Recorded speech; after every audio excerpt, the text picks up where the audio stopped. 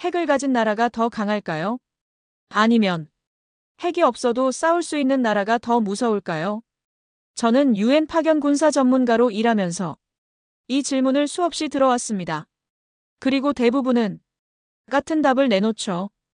핵을 가진 나라가 초강대국이라고요. 그런데 러시아 군사보고서 한 줄이 이 상식을 완전히 뒤집었습니다. 한국은 접근 불가능한 나라라는 평가였습니다. 핵도 없는 나라를 두고 말이죠. 왜 이런 말이 나왔을까요? 한국은 무엇을 준비해왔고, 왜 강대국들조차 이 나라를 계산하기 시작했을까요? 지금부터 핵보다 무서운 한국 군대의 진짜 정체를 현장에서 직접 본 사람의 시선으로 말씀드리겠습니다. 이 이야기가 의미 있다고 느껴지신다면 구독과 좋아요로 함께 해주시죠. 이건 자랑이 아니라 현실입니다. 저는 유엔 파견 프랑스 군사 전문가 마세리나 레이너입니다. 전쟁 억제 전략을 분석하는 일을 오래 해왔습니다. 핵무기를 가진 나라들, 그리고 핵을 갖지 않은 나라들. 이 둘의 균형을 숫자와 문서로만 보던 사람이었죠. 그런데 어느 순간부터 이상한 질문이 머릿속을 떠나지 않았습니다. 핵은 인류 최강의 무기라고 배웠습니다. 도시 하나를 순식간에 사라지게 만들 수 있다고 들었죠. 그런데 왜 최근 수십 년 동안 그 누구도 핵 버튼을 누르지 않았을까요? 저는 이 질문을 처음 던졌을 때 제 자신이 너무 단순하게 생각하고 있다는 걸 느꼈습니다. 핵은 강력합니다. 하지만 동시에 너무 무겁습니다. 누르는 순간 전쟁이 아니라 체제가 끝날 수도 있으니까요. 실제로 제가 참여했던 유엔 군사 브리핑에서 러시아 측 관계자 알렉산드르 이바노프가 이렇게 말한 적이 있습니다. 핵은 쏘는 무기가 아니라 쏘지 않기 위해 들고 있는 무기라고요. 그 말을 들었을 때 저는 고개를 끄덕이면서도 속으로는 다른 생각을 했습니다. 그렇다면 정말 쓸 수 있는 무기는 무엇일까? 상대가 실제로 두려워하는 건 무엇일까 하는 생각이었죠. 핵을 사용하는 순간 상대의 핵 보복은 거의 확정입니다. 동시에 국제사회의 제재가 쏟아집니다. 외교적 고립은 기본이고 금융 제재와 자원 봉쇄까지 이어집니다. 그 결과는 군사적 승리가 아니라 국가 존립의 위기입니다. 그래서 핵은 늘 테이블 위에 있지만 결코 사용되지 않습니다. 존재 자체로 상대를 묶어두는 무기죠. 저는 그 구조를 너무 익숙하게 받아들이고 있었습니다. 그러다 한국 군사보고서를 접했을 때 처음으로 생각이 흔들리기 시작했습니다. 보고서 첫 문장은 단순했습니다. 한국의 억제 전략은 실제 사용 가능한 수단을 전제로 설계된다. 그 문장을 읽는 순간 저는 잠시 문서를 덮었습니다. 이건 교과서적인 표현이 아니었거든요. 실제 사용 가능성. 이 단어는 핵과 가장 멀리 있는 말입니다. 핵은 강하지만 쓸 수 없고 쓸 수 없는 무기는 결국 선택지에서 제외됩니다. 그렇다면 한국은 무엇을 준비하고 있는 걸까요? 저는 그때까지 한국을 해고산에 의존하는 나라로만 인식하고 있었습니다. 강대국 사이에서 방어에 집중하는 국가. 그 정도 이미지였죠. 하지만 문서를 읽을수록 그 인식이 얼마나 얕았는지 깨닫게 됩니다. 핵을 기준으로 보면 한국은 약해 보일 수 있습니다. 하지만 전쟁은 기준표 위에서만 벌어지지 않습니다. 전쟁은 사람이 결정을 내리는 영역에서 시작되죠. 그리고 사람은 쓸 수 없는 무기보다 당장 날아올 수 있는 무기를 더 두려워합니다. 저는 그날 밤 한동안 잠을 이루지 못했습니다. 핵이 아닌 다른 방식으로 상대를 멈춰 세울 수 있다면 그건 오히려 더 위험한 전략 아닐까요? 전면전으로 가지 않으면서도 상대의 핵심을 정확히 찌르는 방식. 그 가능성이 한국이라는 이름과 함께 떠오르기 시작했습니다. 그때는 아직 몰랐습니다. 러시아가 왜 한국의 군 전력을 보고 접근 불가능하다고 말했는지. 하지만 분명한 건 하나였습니다. 이 나라는 핵을 못 가진 나라가 아니라 핵이 없어도 싸울 준비를 한 나라라는 느낌이 들었죠. 이 느낌이 단순한 직감이 아니라는 걸 저는 곧 확인하게 됩니다. 그 느낌을 확인하게 된 건 며칠 뒤 열린 유엔 비공개 군사자문 회의였습니다. 회의실 공기는 늘 그렇듯 무거웠습니다. 전쟁이라는 단어가 직접 오가지 않아도 모두가 같은 장면을 떠올리고 있었죠. 그 자리에는 러시아 측 군사 분석가 세르게이 볼코프도 참석해 있었습니다. 세르게이 볼코프는 냉정한 사람입니다. 말이 많지 않고 감정을 거의 드러내지 않죠. 그가 입을 열면 회의실이 조용해지는 이유입니다. 세르게이 볼코프는 핵 억제에 대한 최근 평가를 설명하고 있었습니다. 핵 보유국들이 서로를 향해 위협 수위를 높이고 있지만 결정적인 선을 넘지 못하고 있다는 분석이었죠.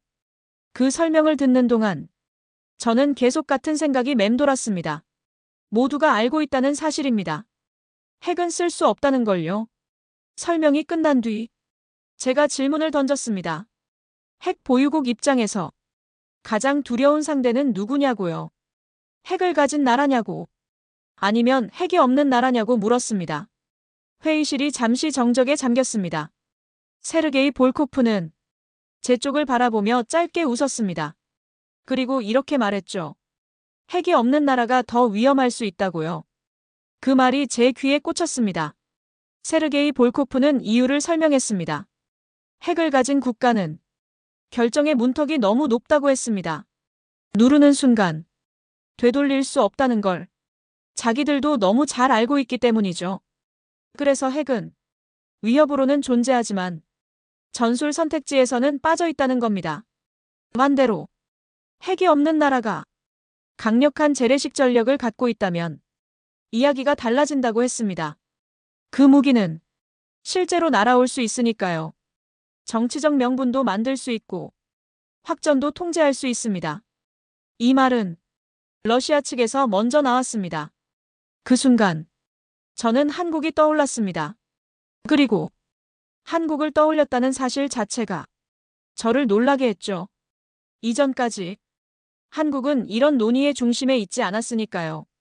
세르게이 볼코프는 이어서 이런 말을 했습니다. 핵은 상대를 멈추게 하지만 재래식 정밀 타격 능력은 상대를 계산하게 만든다고요. 이 차이는 큽니다. 멈추는 것과 계산하는 것은 다르니까요. 저는 그 말을 들으면서 등골이 서늘해졌습니다. 계산하게 만드는 나라. 그건 상대의 모든 선택지를 하나하나 흔들 수 있다는 뜻입니다. 도망갈 수 있을지, 맞서 싸울지, 아니면 포기할지, 모든 선택에 비용을 붙일 수 있다는 말이죠. 회의가 끝난 뒤 저는 세르게이 볼코프와 짧은 대화를 나눴습니다. 제가 물었습니다. 그 계산하게 만드는 나라 중 가장 대표적인 사례가 어디냐고요. 세르게이 볼코프는 잠시 망설이다가 한국이라고 말했습니다. 그 이름이 나오는 순간 회의실 바깥의 소음이 갑자기 멀어지는 느낌이 들었습니다. 한국은 핵을 가진 적도 없고 핵을 가질 가능성도 제한된 나라입니다.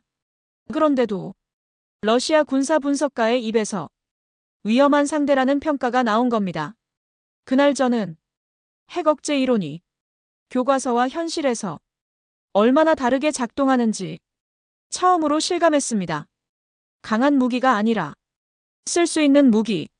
이 기준이 전쟁의 중심으로 이동하고 있다는 사실을요. 그리고 그 중심에 한국이 있다는 사실이 점점 분명해지고 있었습니다. 회의가 끝난 뒤 저는 곧바로 한국 관련 군사 자료를 다시 꺼냈습니다. 처음에는 단순한 확인 차원이었습니다. 러시아 측 분석이 과장일 수도 있다고 생각했죠. 하지만 문서를 읽을수록 그 생각은 빠르게 무너졌습니다. 한국의 억제 전략은 처음부터 핵을 중심에 두지 않았습니다. 대신 반복해서 등장하는 단어가 있었습니다. 정밀, 고위력, 그리고 재래식. 이 세 단어가 모든 페이지에 스며들어 있었습니다. 그 중심에 있는 것이 현무 미사일 계열이었습니다. 저는 이 이름을 이전에도 여러 번 들어봤습니다. 하지만 솔직히 말하면 그때까지는 깊게 보지 않았죠. 핵이 아닌 미사일이라는 이유로 무의식적으로 한 단계 아래로 분류하고 있었던 겁니다. 그 인식이 완전히 틀렸다는 걸 깨닫는 데는 오래 걸리지 않았습니다. 현무는 핵을 대체하려는 무기가 아니었습니다. 핵이 못하는 일을 대신하도록 처음부터 설계된 무기였습니다. 재래식 탄두, 이 말만 보면 파괴력이 제한적일 것이라 생각하기 쉽습니다. 저 역시 그랬습니다. 하지만 현무의 설계 목적은 도시를 날려버리는 게 아니었습니다. 지하 깊숙이 숨은 지휘부와 전략시설, 그 정확한 위치를 정확한 시간에 정확하게 파괴하는 것이 목적이었습니다. 저는 문서를 읽으며 계속해서 같은 장면을 떠올렸습니다. 전쟁이 터졌을 때 상대 지도부가 가장 먼저 생각하는 것, 이 시설이 안전한가? 지금 이 순간에도 타격이 가능한가 하는 질문입니다. 현무는 바로 그 질문에 명확한 공포를 주는 무기였습니다. 더 놀라운 건 이 미사일이 단독으로 존재하지 않는다는 점이었습니다. 킬체인, 한국형 미사일 방어체계, 그리고 대량 응징 보복 개념, 이 모든 것이 하나의 흐름으로 연결돼 있었습니다. 탐지하고, 막고, 그리고 남김없이 응징한다. 이 구조가 문서 속에서 아주 차분하게 정리돼 있었죠. 저는 그때 한국이 왜 핵을 선택하지 않았는지 조금은 이해할 수 있었습니다. 핵은 강하지만 선택의 문을 닫아버립니다. 반면 이런 재래식 구조는 상대에게 선택지를 남깁니다. 그리고 그 선택지 하나하나에 치명적인 비용을 붙입니다. 이건 위협이 아니라 계산을 강요하는 전략입니다. 상대가 먼저 움직이면 어디가 어떻게 무너질지 너무 구체적으로 그려지게 만드는 방식이죠. 저는 이 지점에서 한국의 전략이 매우 현실적이라는 느낌을 받았습니다. 이건 과시용 무기가 아니었습니다. 국내 정치용 선언도 아니었죠. 실제로 쓸 수 있고 실제로 사용될 수 있다는 전제를 끝까지 유지한 구조였습니다. 그 점이 가장 무서웠습니다. 그날 밤 저는 다시 잠을 설쳤습니다. 머릿속에서 계속 같은 생각이 맴돌았죠. 핵이 없는 나라가 이 정도 준비를 해왔다면 이건 약점이 아니라 의도적인 선택이라는 생각이었습니다. 그리고 그 선택은 상대를 향해 아주 분명한 메시지를 던지고 있었습니다. 건드리면 정확하게 맞는다. 자료를 더 들여다볼수록 저는 한국의 전략이 선언이 아니라는 점을 분명히 느끼게 됐습니다. 많은 나라들이 억제라는 말을 쉽게 씁니다. 하지만 대부분은 말로만 존재합니다. 한국은 달랐습니다. 말보다 먼저 수단이 있었습니다. 대량 응징 보복. 처음 이 개념을 접했을 때 저는 솔직히 상징적인 표현일 거라 생각했습니다. 정치적 메시지, 대외용 언어, 그 정도로 치부했죠. 하지만 문서 속에서 이 개념은 아주 구체적인 좌표와 시간표를 갖고 있었습니다. 저는 그걸 보며 조용히 숨을 삼켰습니다. 이건 감정적 대응이 아닙니다. 누군가 버튼을 누르기 전부터 이미 결과가 계산돼 있었습니다. 누가, 어디에, 어떤 순서로, 그리고 어느 시점에 모든 게 차분하게 정리돼 있었습니다. 킬체인은 그 출발점이었습니다. 움직임을 감지하고 위협을 판단합니다. 한국형 미사일 방어 체계는 날아오는 것을 막습니다. 그리고 그 다음 대량 응징 보복이 등장합니다. 남은 선택지는 없습니다. 응징은 자동으로 이어집니다. 저는 이 구조를 보며 문득 이런 생각이 들었습니다. 이건 상대에게 마지막 경고조차 주지 않는 전략이라는 점입니다. 경고는 이미 끝났고 행동만 남아있다는 뜻이니까요. 이 정도로 단순하면서 이 정도로 냉정한 구조는 쉽게 만들 수 없습니다. 한 유엔 군사회의에서 프랑스 출신 전략 분석가 피에르 로랑이 이 구조를 이렇게 표현했습니다. 이건 억제가 아니라 확신이라고 말이죠. 상대가 반드시 이렇게 될 거라고 확신하게 만드는 구조라는 뜻이었습니다. 저는 고개를 끄덕일 수밖에 없었습니다. 핵 억제는 상대가 믿어주길 기대하는 전략입니다. 하지만 한국의 이 구조는 믿지 않아도 작동합니다. 의심해도 상관없습니다. 실제로 날아올 수 있으니까요. 이 지점에서 해고산 이야기가 떠올랐습니다. 한국은 동맹의 보호 아래 있습니다. 하지만 이 구조를 보면 누군가 대신 나서주길 기다리는 모습은 보이지 않았습니다. 자기 손으로 결론을 낼 준비를 해온 나라였습니다. 저는 그때 러시아 분석가들이 왜 한국을 접근 불가능하다고 표현했는지 조금씩 이해하기 시작했습니다. 접근할 수 없다는 말은 막강하다는 뜻이 아닙니다. 접근하는 순간 되돌아갈 수 없다는 뜻이죠. 한국의 전략은 상대를 겁주기 위해 설계된 게 아니었습니다. 겁을 느끼지 않아도 움직일 수 없게 만드는 구조였습니다. 그 사실이 제 가슴을 묵직하게 눌렀습니다. 이제 이 전략은 단순한 군사 개념이 아니라 한국이라는 국가의 사고방식처럼 느껴지기 시작했습니다. 저는 스스로에게 질문을 던지게 됐습니다. 왜 이런 구조가 핵보다 더 위협적으로 느껴지는가? 그 답은 확전이라는 단어에 있었습니다. 핵은 쓰는 순간 모든 게 끝납니다. 그래서 아무도 누르지 못하죠. 하지만 재래식 고위력 무기는 다릅니다. 상대는 늘 한 번쯤 더 계산하게 됩니다. 이 정도면 괜찮을까? 이 선까지는 넘을 수 있을까? 바로 그 순간 전략은 작동합니다. 한국의 재래식 억제 구조는 전면전을 피하면서도 상대의 핵심을 정확히 조여옵니다.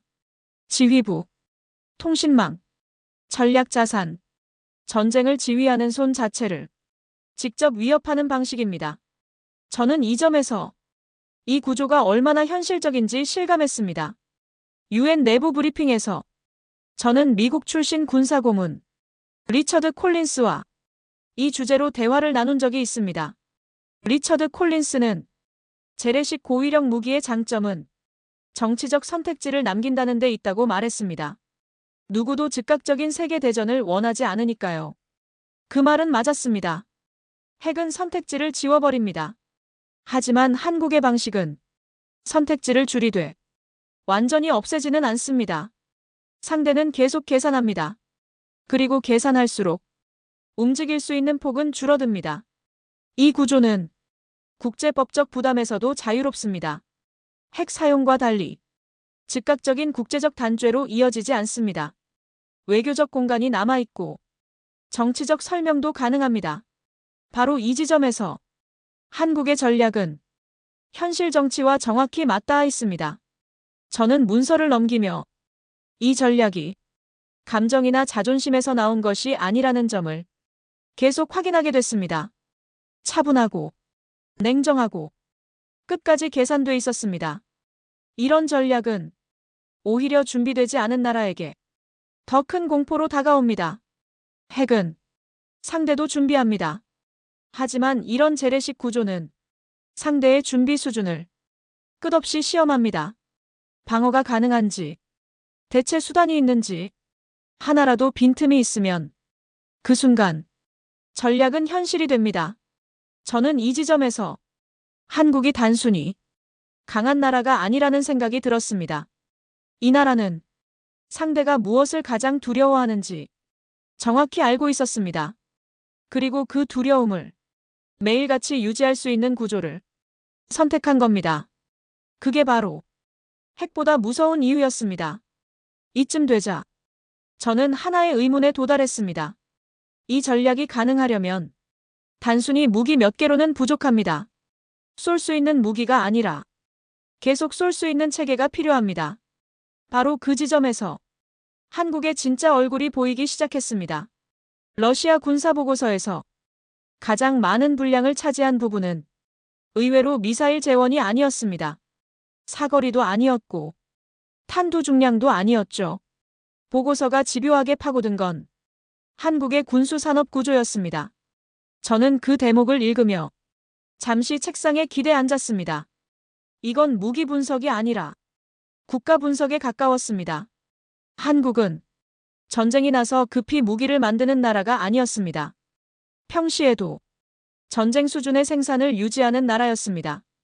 러시아 측 분석가 세르게이 볼코프는 이 구조를 이렇게 설명했습니다. 한국은 군을 유지하는 것이 아니라 군을 만드는 산업을 유지한다고요. 이 말은 제가 들었던 어떤 평가보다 정확하게 꽂혔습니다. 유럽의 많은 나라들은 냉전 이후 군축을 선택했습니다. 생산 라인은 줄었고 기술은 단절됐습니다. 필요하면 사서 쓰면 된다는 사고가 자연스럽게 자리 잡았죠. 하지만 한국은 정반대의 길을 걸었습니다. 대규모 상비군 체제, 중화학 산업, 기계와 전자산업, 이 모든 것이 군수산업과 자연스럽게 연결돼 있었습니다. 무기를 한번 만드는 게 아니라 계속 만들어야 한다는 전제가 국가 구조 안에 박혀 있었습니다. 저는 이 부분에서 러시아가 왜 불편함을 느꼈는지 이해했습니다. 이건 단기간에 따라잡을 수 있는 문제가 아니었죠. 돈으로도 안 되고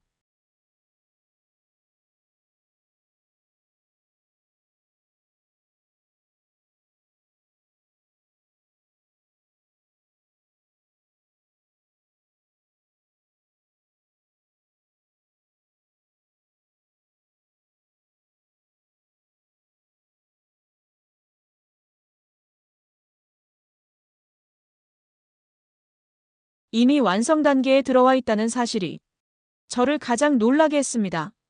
러시아 보고서를 덮은 뒤 제 머릿속에는 자연스럽게 유럽의 모습이 떠올랐습니다. 제가 근무했던 지역이기도 했고 가장 자주 비교 대상으로 삼던 곳이었죠. 그리고 그 비교는 한국을 더 또렷하게 보이게 만들었습니다. 냉전이 끝난 뒤 유럽은 안도의 숨을 쉬었습니다. 전쟁이 끝났다는 믿음이 사회 전체를 감쌌죠. 군축은 평화의 상징처럼 여겨졌고 생산 라인은 하나둘씩 정리됐습니다. 군수 공장은 문을 닫았고 기술자들은 다른 산업으로 흩어졌습니다. 그 선택은 단기적으로는 합리적이었습니다. 하지만 시간이 흐르자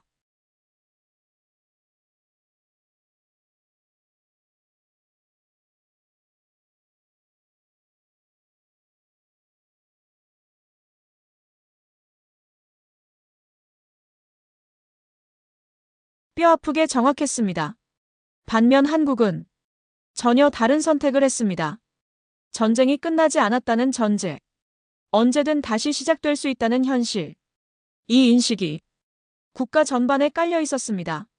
그래서 생산 라인을 버리지 않았습니다. 오히려 유지했고, 확장했고, 개선해왔습니다. 이 차이는 시간이 지날수록 더 벌어졌습니다. 유럽이 필요할 때 무기를 구하려 애쓰는 동안 한국은 이미 만들고 있었습니다. 재고를 쌓아두기 위한 생산이 아니라 기술을 이어가기 위한 생산. 이건 방향 자체가 달랐습니다. 저는 이 대목에서 한국의 지상전력이 왜 서방권에서 독보적인 평가를 받는지 이해했습니다. 단순히 성능이 좋아서가 아니었습니다. 계속 만들 수 있고 계속 개량할 수 있기 때문이었습니다. 전쟁은 하루로 끝나지 않으니까요. 러시아가 한국을 접근 불가능하다고 판단한 이유는 여기서 결정적으로 갈립니다. 이 나라는 첫 타격만 버티는 나라가 아니라 그 다음 날을 준비한 나라였습니다. 그리고 그 다음 달, 그 다음 해까지 이미 계산돼 있었습니다. 저는 이 구조를 떠올리며 조용히 고개를 저었습니다. 강한 나라보다 지속 가능한 나라가 훨씬 더 무섭다는 사실을 다시 한번 실감했기 때문입니다. 이 모든 자료를 정리하고 회의 기록을 다시 훑어보면서 저는 처음 가졌던 질문으로 돌아왔습니다. 억제력의 본질은 무엇인가? 정말 핵을 가진 나라만이 초강대국이 될 수 있는가 하는 질문이었습니다. 예전에 저는 그 질문에 주저없이 고개를 끄덕였을 겁니다. 핵 보유 여부가 국가의 위상을 가른다고 믿었으니까요. 하지만 지금은 그 생각을 유지할 수 없었습니다. 현실은 훨씬 복잡했고 훨씬 냉정했습니다. 핵은 분명 강력합니다. 하지만 그 힘은 사용하지 못한다는 전제 위에 서 있습니다. 존재만으로 억제 효과를 내지만 실제 전쟁의 선택지에서는 늘 마지막 칸에 밀려 있습니다. 그 사실을 핵 보유국 스스로가 가장 잘 알고 있죠. 반면 한국의 방식은 달랐습니다. 실제로 쓸 수 있는 수단, 그리고 그 수단을 지속적으로 유지하고 개량할 수 있는 산업구조, 이 두 가지가 완전히 맞물려 있었습니다. 저는 이 결합이야말로 새로운 억제력의 핵심이라고 느꼈습니다. 이건 무기 하나의 문제가 아닙니다. 미사일 몇 기의 문제가 아니죠. 국가가 어떤 전쟁을 상상하고 어떤 미래를 대비해 왔는지의 문제입니다. 한국은 전쟁을 원하지 않으면서도 전쟁을 피할 수 있는 방법을 현실적으로 준비해온 나라였습니다. 유엔 파견 군사 전문가로서 저는 수많은 국가를 분석해왔습니다. 강한 나라들은 많았습니다. 하지만 구조적으로 완성된 나라는 그리 많지 않았습니다. 한국은 그 드문 사례 중 하나였습니다. 그래서 외부에서 다르게 보일 수밖에 없습니다. 러시아가 말한 접근 불가능하다는 표현.